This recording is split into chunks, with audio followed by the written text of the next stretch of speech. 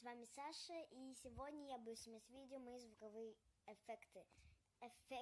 Я, конечно, буду снимать не все, потому что у них куча, поэтому давайте. Первый эффект. Второй эффект. Третий эффект. KO!